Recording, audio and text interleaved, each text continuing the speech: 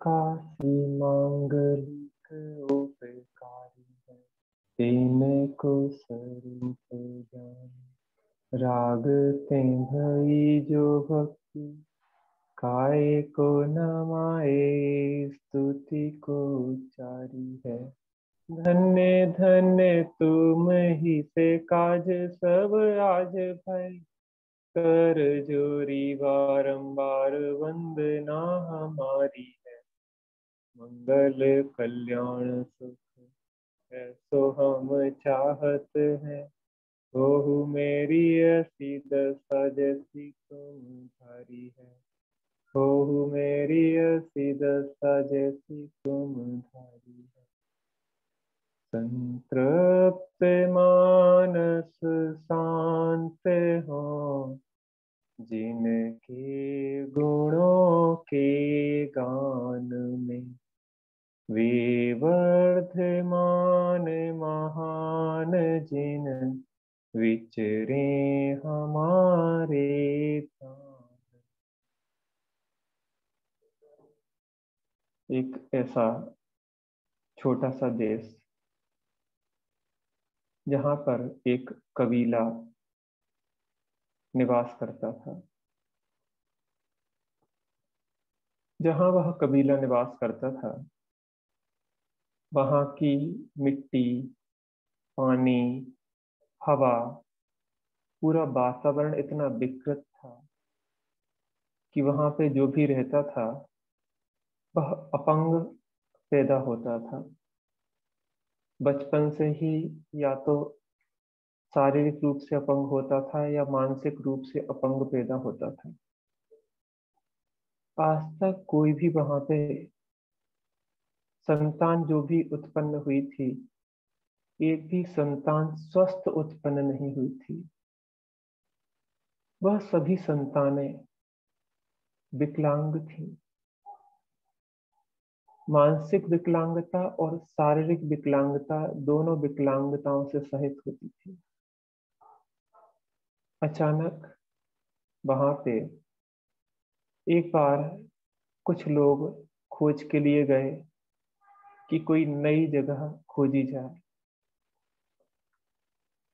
और खोजते खोजते वहां पे वह उस कबीले में पहुंचे।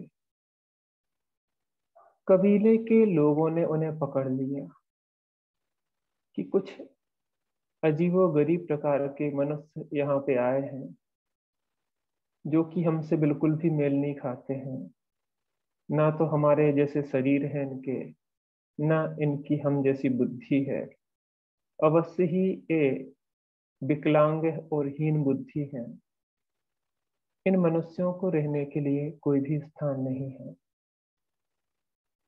लेकिन मैं आपसे पूछना चाहता हूँ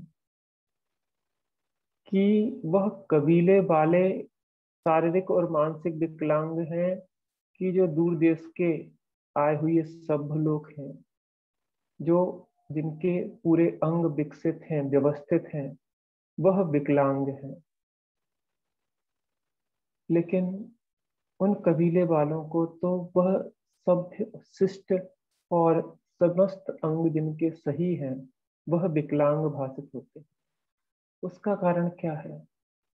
उसका कारण यह है कि जब से वह पैदा हुए हैं, तब से ना तो उनने कोई स्वस्थ मानसिकता का मनुष्य देखा है, ना स्वस्थ शारीरिक अंगों को जिन्होंने प्राप्त किया है ऐसे किसी मनुष्य को देखा है। इस कारण से वह विकलांग को स्वस्थ और स्वस्थ को विकलांग देखते हैं।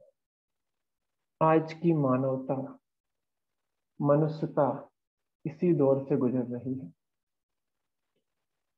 क्योंकि हमारे मनुष्य मानव जाति में अधिकतर लोग, मैक्सिमम लोग विकलांग हैं। या तो वह मानसिक विकलांगता के शिकार हैं या शारीरिक विकलांगता के। आप यह कहेंगे कि वास्तव में हमें तो कोई विकलांग नजर नहीं आते हैं, क्योंकि पल्स पोलियो के माध्यम से जो अभियान चलाया है, उसके माध्यम से सभी लोगों को टीके लग गए हैं, सभी लोग अब एक से व्यवस्थित शारीरिक रूप से दिखाई देते हैं। लेकिन मैं दूसरे प्रकार की विकलांगता की बात कर रहा हूँ। आज हमारे जीवन में क्या वह सुख, शांति और आह्लाद है? हमारे जीवन में क्या वह सरलता और सहजता है? क्या हमारे जीवन में वह सुख, शांति, आनंद और पवित्रता है? क्या जिसको पाने के बाद हमें ऐसा लगता है कि अब कुछ भी पाना शेष नहीं रहा? जिसको पाने के बाद अब और खोज रुक जाती है और अंदर से एक ही आवाज आती है कि बस और कुछ नहीं, बस यही चाहिए था और यह मिल गया। अगर कुछ और की चाह है, इसका मतलब हमने उसको नहीं पाया जिससे चाह मिटती है। अजय जी, अगर कुछ और की चाह है तो हमने वह नहीं पाया जिससे कि चाह मिटती है। अभी बुरी चीजों की चाह थी, वह छूटी तो कुछ अच्छी चीजों की चाह हमें लग गई। अभी हम अनैतिक थे, अब हम नैतिक हो गए। लेकिन अनैतिकता को नैतिकता से परिवर्तन करना ये कोई धर्म नहीं है।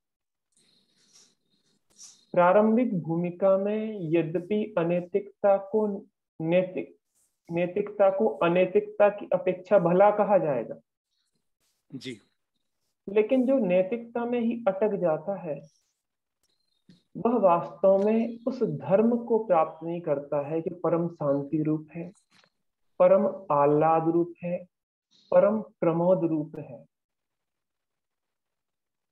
शायद हम सुखी होना चाहते हैं और सुखी ना हो पाने का कारण है कि हमें वह नहीं मिला जिसकी हमें खोज थी। और यह आवाज अंतर की तब तक उठती रहेगी जब तक कि हमें वह नहीं मिल पाता कि जो हमारा लक्ष्य है, परम और चरम लक्ष्य है।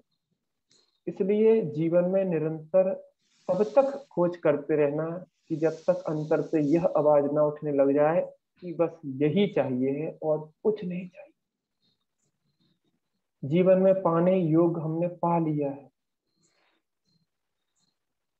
इसलिए जीवन को सतत सही दिशा में सम्यक गति के साथ तब तक बढ़ते रहो जब तक कि हमारे जीवन का परम और चरम लक्ष्य बिंदु हमें प्राप्त नहीं होता है।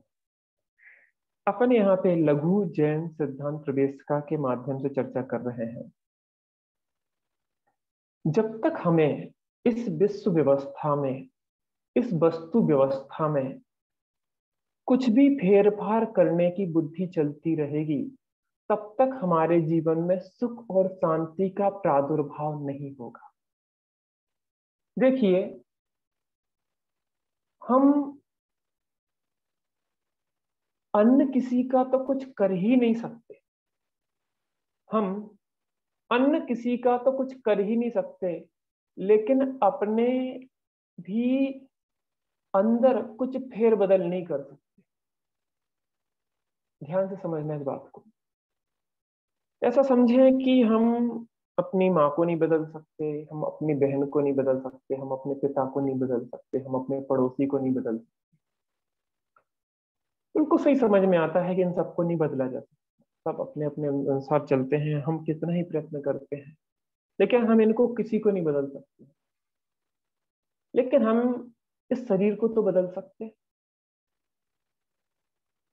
शरीर को तो अपने अनुसार चला सकते नहीं चला सकते। वो थोड़ी दूरी पे बैठे हुए लोग हैं, जो थोड़ी नजदीकी पे बैठा हुआ है। समझ रहे संतर, जे भी हम नहीं है, जे भी बैठा हुआ है थोड़ा नजदीक बैठा हो। ऐसा समझे कि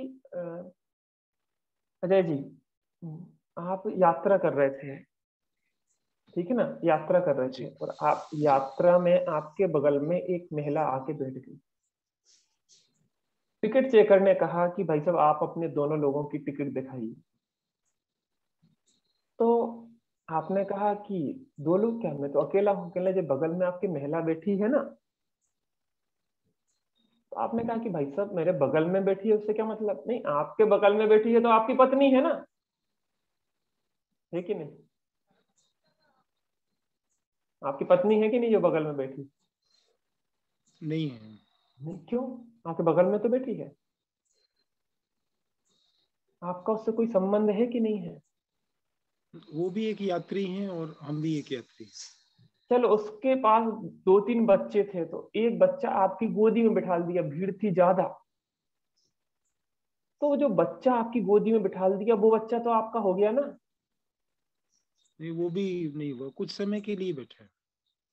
तो जो बगल में बच्चा वो बैठा है, वो आपका नहीं हो, जो आपकी गोद में बैठा है वो आपका है। वो भी नहीं है। ऐसे ही जो दूर में बैठे हुए हैं, माता पिता भाई बहन आदि, जो दूर के रिश्तेदार हैं, और जो नजदीक का रिश्तेदार है, अपना नहीं है, जी। हम्म। ये भी रिश्तेदार है। जब हम विश्व व्यवस्था को समझते हैं, वस्तु व्यवस्था को समझते हैं, विश्व में 6 द्रव्य हैं: जीव, पुद्गल, धर्म, अधर्म, आकाश और काल। इन 6 द्रव्यों का समूह यह विश्व है। जीव द्रव्य अपना कार्य कर रहा है, पुद्गल द्रव्य अपना कार्य कर रहा है, धर्म अधर्म आदि द्रव्य अपना कार्य कर रहा है। पुद्गल द्रव्य माने जो भी इंद्रियों से पकड़ में आता है, आंखों से दिखाई देता है, रसना से चखते हैं, कानों से जो भी शब्द सुनाई देते हैं, नासिका से ग्रहण करते हैं, या स्पर्श से स्पर्श करते हैं, वह सब पुद्गल है, पुद्गल जाति। जड़ जाति है वो, एक जड़ जाति का जी। है। जो भी, दरअसल क्या है कि जो भी हमें इंद्रियों से पकड़ में आता है, वह एक जड़ ही पकड़ में जड़। आता है, हम्म। चेतन पकड़ में आता नहीं है। चेतना पकड़ में नहीं आती है। वैज्ञानिकों ने बहुत खोजे की, वैज्ञानिकों ने बहुत प्रयत्न किए कि हमें शरीर को काटे छांटे, कहीं ना कहीं चेतना मिल जाएगी, लेकिन चेतना ऐसी दिखाई नहीं देती है। उसकी उसको महसूस तो कर सकते हैं। आपके पिताजी या हमारे पिताजी जब हमारे बीच में से चले गए, शरीर तो यही था, लेकिन चेतना चली गई, तो हम भी समझ रहे हैं कि अब वो नहीं रहे जिनसे हमारा संबंध था, क्योंकि हमारा संबंध उस चेतना से था, ना कि इस जड़ से था।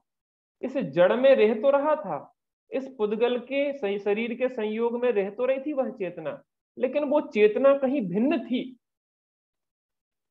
और ऐसी भिन्न जो चेतना है, उस ऐसी भिन्न चेतना की अनुभूति ही धर्म है। एक चीज और अपन अजय जी विचार करें कि उस चेतना को कहीं अलग निकाल के देखना चाहें, जब वो इस शरीर से अलग हो जाएगी, इस जड़ के संबंध से अलग हो जाएगी, तब हम उस चेतना को देखेंगे। ऐसा कभी होने वाला नहीं। तिल में ही तेल देखना होगा। सुनार को उस अंगूठी, अशुद्ध अंगूठी में ही शुद्ध सोना देखना होगा। तभी तभी वह वास्तविक सुनार है, तभी वह वास्तविक जवेरी है, तभी वास्तविक पारखी है।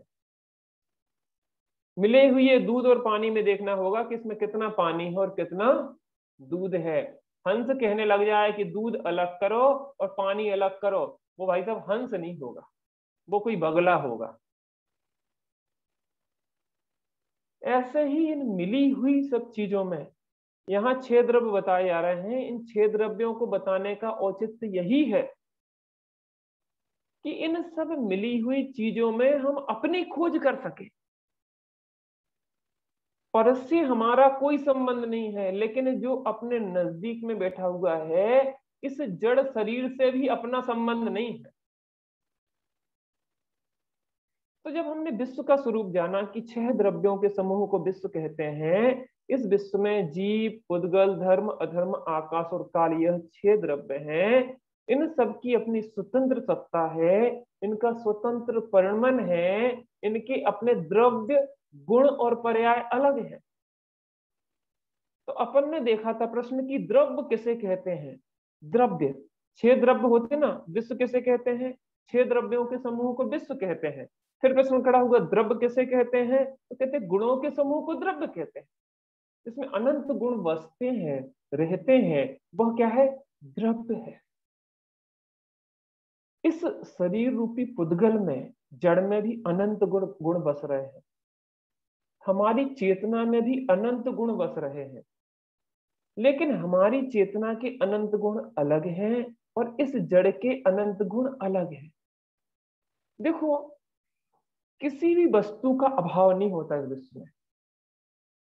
H2O, H2O, तो हाइड्रोजन और ऑक्सीजन, हाइड्रोजन के 2 और ऑक्सीजन का 1 अंश मिलके क्या बनता है? क्या बनता है? जल।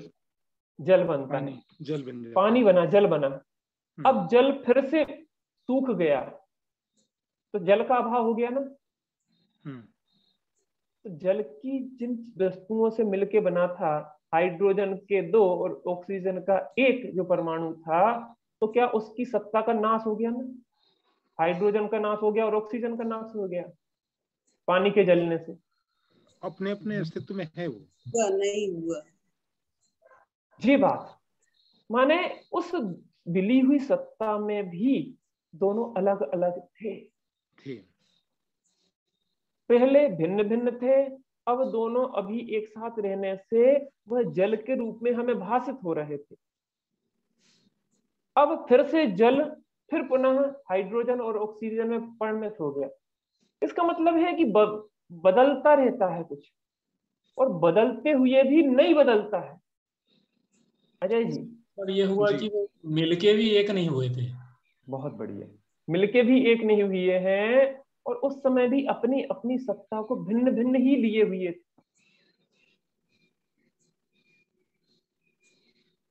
ठीक है ना? अब वो दोनों मिलके जल रूप में परिणित हुआ, जल फिर से सूख गया और फिर दोनों हाइड्रोजन और ऑक्सीजन के रूप में अलग अलग है। लेकिन उसकी सत्ता का नाश हुआ कि नहीं हुआ, मैं ये पूछना चाहता हूं। नहीं सत्ता का नाश नहीं हुआ, वो सत्ता अपने का नाश अस्तित्व के नहीं साथ। हुआ। बहुत बढ़िया। ऐसे ही इस विश्व में जो 6 द्रव्य होते हैं, उनका निरंतर परिणमन होता है। पर्याय किसे कहते हैं? गुणों का जो कार्य होता है, गुणों में निरंतर परिणमन होता है, उस परिणमन को पर्याय कहते हैं। ऐसा समझें कि आप जब 10 साल के थे और आपकी नानी आपसे मिलने आई थी, और आज आप 51 साल के हैं और आज आपकी नानी आपसे मिलने आई, तो कहेंगे कि अजय तो बहुत बदल गया। लेकिन मैं जो पूछ रहा हूं, वो ये कहते हुए भी कि अजय बहुत बदल गया है, क्या वो ये नहीं जानती है कि ये वही है? बदलते हुए भी कुछ ऐसा है जो नहीं बदला, और नहीं बदलते हुए भी कुछ ऐसा है जो बदल गया। जी। बदलते हुए भी ना बदलना और ना बदल कर भी बदलना, ये वस्तु का स्वरूप है। निरंतर परिणमन हो रहा है। बचपन से युवा होते हैं, युवा से वृद्ध होते हैं, ये निरंतर परिणमन हो रहा है, लेकिन वह व्यक्ति वही रहता है। ऐसे ही 6 द्रव्यों हैं। 6 द्रव्य अपनी सत्ता में, अपने अस्तित्व रहते हैं, और अस्तित्व में रहते हुए निरंतर परिणमन करते हैं। निरंतर परिणमन करते हुए भी, बदलते हुए भी निरंतर नहीं बदलते हैं, और नहीं बदलते हुए भी बदलते हैं। ऐसा एक वस्तु का स्वभाव। इसको धार्मिक भाषा में कहते हैं उत्पाद व्यय द्रव्य युक्तम सत और सत द्रव्य लक्षणम। उत्पन्न होना और नष्ट होना, उत्पन्न होना और नष्ट होना, इसको उत्पाद और व्यय कहते हैं। उत्पन्न होगा माने उत्पाद, व्यय होगा माने नष्ट होगा। उत्पाद व्यय, उत्पाद व्यय, उत्पाद व्यय, उत्पाद व्यय, उत्पाद व्यय। अब ऐसा समझे कि जो स्टील की डिब्बी है, ये डिब्बी है स्टील की, स्टील की डिब्बी जो आज डिब्बी रूप में है स्टील, कल तक यह जो स्टील की डिब्बी थी ये पेन के रूप में थी। स्टील का पेन था इसका, और भविष्य में जाके स्टील की एक चेन के रूप में हो जाएगा, जंजीर के रूप में हो जाएगा। तो जो स्टील है, जो धातु है, ये बदली कि नहीं बदली? बदली। धातु का पर्याय केवल रूप हाँ। परिवर्तन हुआ है। धातु तो स्टील की स्टील ही रही, लेकिन इसके रूप परिवर्तन होते रहे। तो रूप परिवर्तन के बीच में भी वो स्टील रहा कि नहीं रहा? रहा। और स्टील के रूप में रहते हुए भी उसका रूप परिवर्तित हुआ कि नहीं हुआ? हुआ।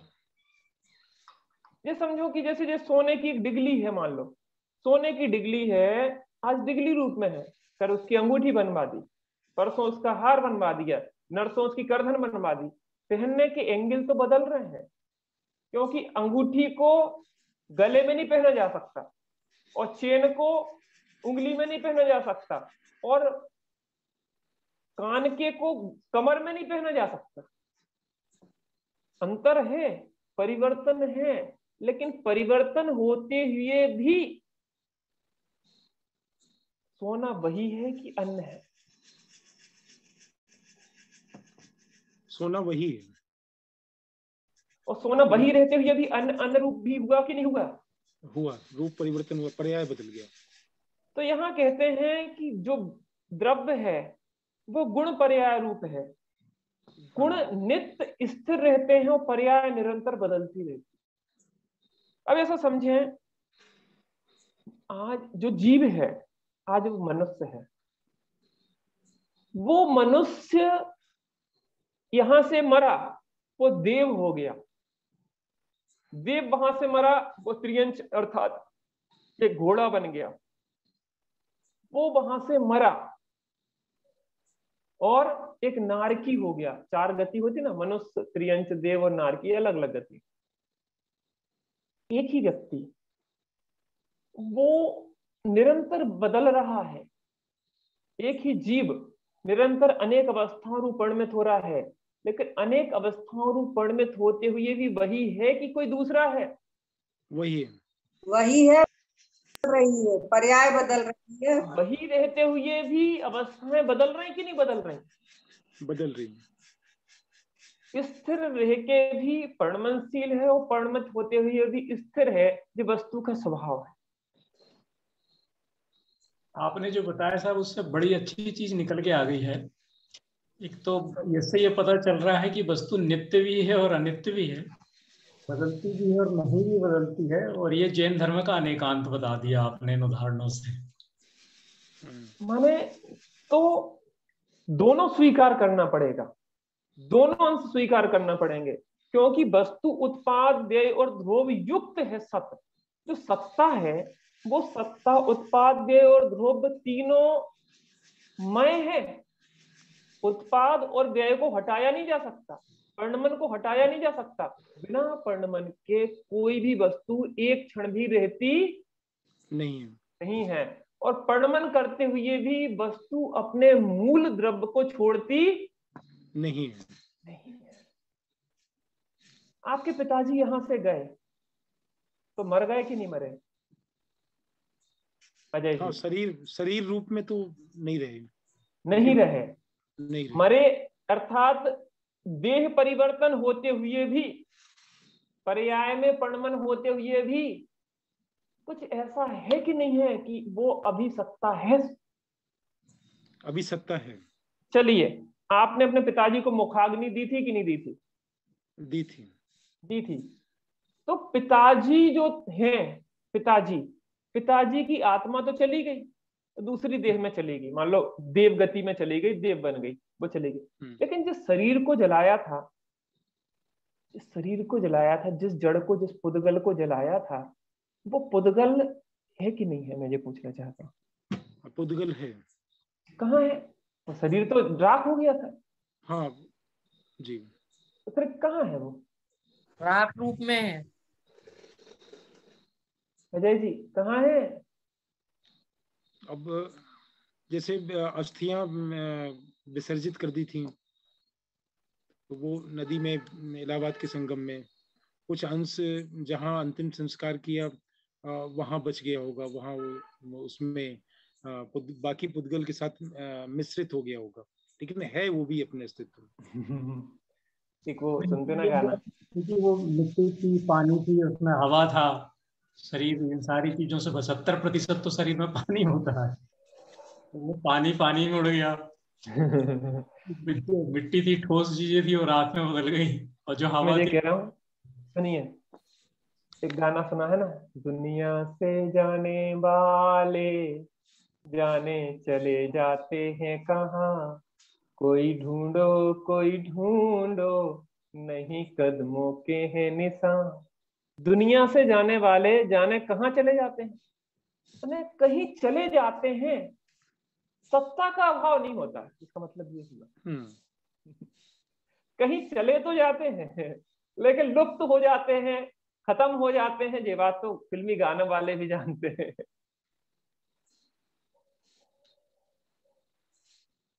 पता है, जो शरीर जला ना, शरीर जला, जो राख हो गया, तो शरीर राख रूप परिणत हो गया।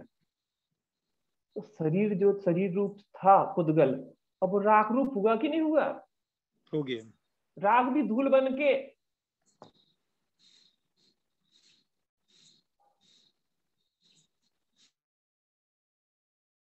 वो आता ना, गुल बन के मैं खिल जावा, इतनी सी है आरजू। किसी को आता है ये वाला गाना? तेरे कदमों में, क्या है, सुनाना वो वाला गाना। इतनी सी है दिल की आरजू। हाँ, तेरी मिट्टी में मिल जावा, गुल गुल बन के मैं खिल जावा, बस इतनी सी दिल की आरजू। बस इतना सा। अब देखना, वो एक फौजी कह रहा है कि मैं जब मरूंगा ना, मैं मरूंगा, तो वो कह रहा है कि मैं जलूंगा, और जलूंगा तो मिट्टी में मिलूंगा, और मिट्टी में मिलके मैं गुल बन के खिलूंगा। अब देखना इतना कितना रहस्य है इसमें। पता है, वो शरीर के परमाणु जो विखंडित हुए थे, वो राख हो गए, मिट्टी में मिल गए, मिट्टी में मिलके वो फूल रूप में खिल गए। भाई साहब, उन परमाणुओं का भी, उन पुद्गल का भी कुछ हुआ क्या? अवस्था ही तो बदली भाई साहब, जीव भी नहीं मरा और पुद्गल का भी कुछ नहीं हुआ, मात्र परिणमन हुआ। काय की चिंता करना अपन को? अजय जी, किसके लिए रोए अपन? किसके लिए रोए? किसी के लिए नहीं। शरीर के लिए। जीव जीव ही रहा, पुद्गल पुद्गल ही रहा। चेतन, चेतन तो बड़ा दुखी बना, परेशान है जी। क्यों चेतन? जी भैया। तुम बहुत बड़े परेशान हो क्या? नहीं तो। अरे तुम्हारी नहीं कह रहे, जी सब चेतन परेशान है। पता, एक चीज बताएं, ये चेतन परेशान क्यों है? पता अजय जी, चेतन क्यों परेशान है?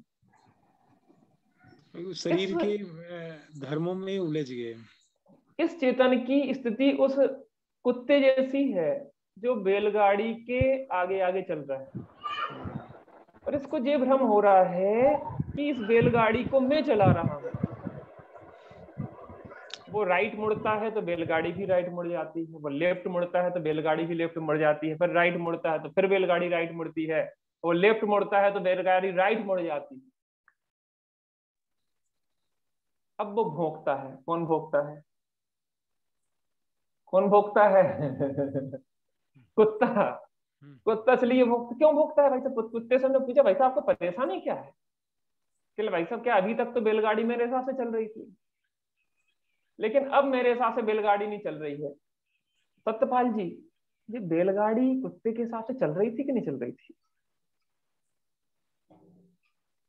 नहीं चल रही थी, उसको भ्रम था। अच्छा, कौन बोल रहा है जी? निधि। निधि जी, बहुत बढ़िया। निधि जी, अपने को तो नहीं है इस तरह का कोई भ्रम? नहीं। संसार हमारे अनुसार चल रहा है लेकिन चलता नहीं है। अच्छा, तो वो माने कुत्ता ही अकेला भ्रम में नहीं था? हम सभी भ्रम है। वो तो क्या गजब है।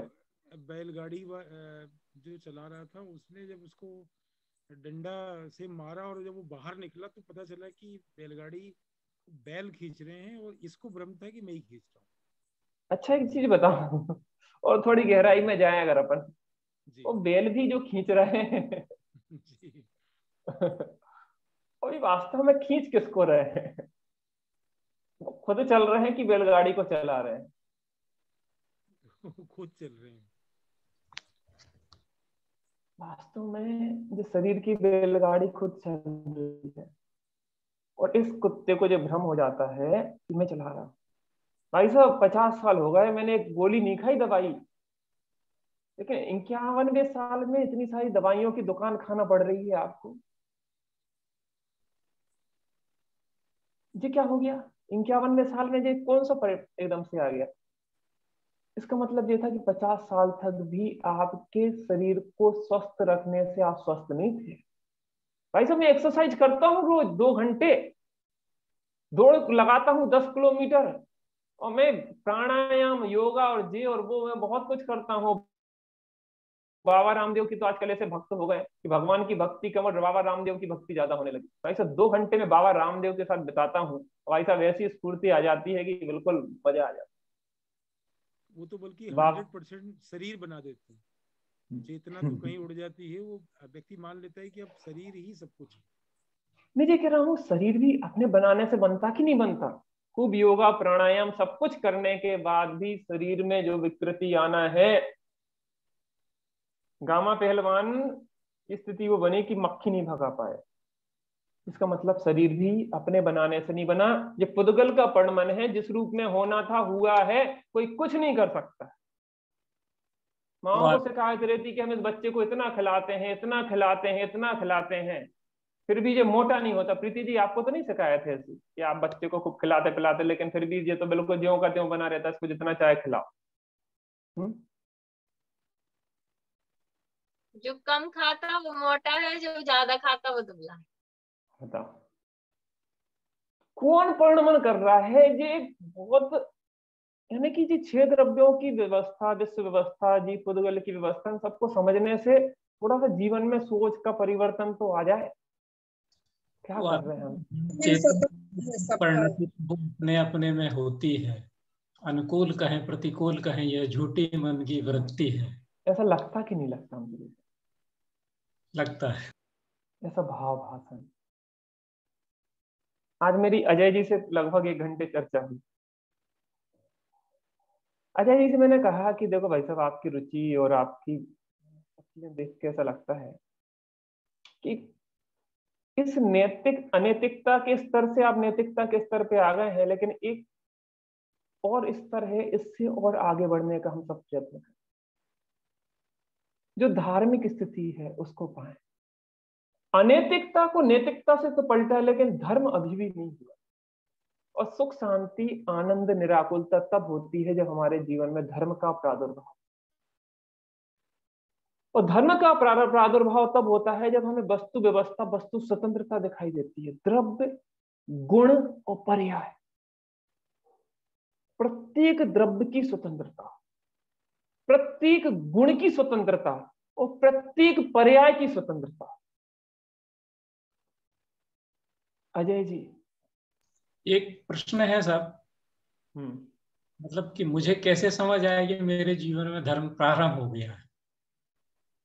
एक प्रश्न है आपसे मेरा कि बहू ने सास से कहा कि वो गर्भवती थी, और उसने कहा कि जब मेरे बच्चा हो तो मुझे जगा देना, उस क्षण को मैं देखना चाहती हूँ जब मेरा संतान होगी।